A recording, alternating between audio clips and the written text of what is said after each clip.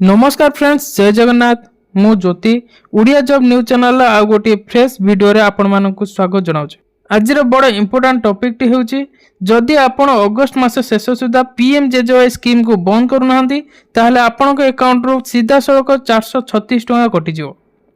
बहुत लोक जानि नथिबे जे तांको अकाउंट रे एपरि टंका कटि जाउची। सेमानक अकाउंट रे बैंक तरफ रो अजानत रे पीएमजेजेवाई स्कीम लागू करि दियाइछि। तेबे आपनक अकाउंट रू जदि कटुछि ताकू घरे बसी किपरि बंद करि परिबे एवं कौन प्रोसेस फॉलो करने को पड़ो जानिया पूर्व वीडियो को शेष पर्यंत देखंतु। चैनल को प्रथम कर विजिट करथिले उड़िया जॉब न्यूज चैनल को सब्सक्राइब करंतु एवं बेल आइकन ऊपर दबाई रखंतु। चलंतु जानिबा कौन रही जे स्कीम टी। जदि आपण पीएमजेजेवाई स्कीम देई पारुछंती एवं जदि आपण चाहुचंती या मोर दरकार ताहाले भलो कथा। एवं जेउ माने छात्र एवं जेउ मानकर अकाउंट रे पैसा नाही सेमानक पई वीडियोटी बहुत जरूरी। वीडियोटी को शेष पर्यंत देखंतु, जमारू स्किप करंतु नाही। वीडियोटी को स्टार्ट करबा। देखंतु कोन रही स्कीम टी ना प्रधानमंत्री जीवन ज्योति बीमा योजना। एही योजना कोन कटुची ना हमर 436 टंका पूरा कटि जाउची।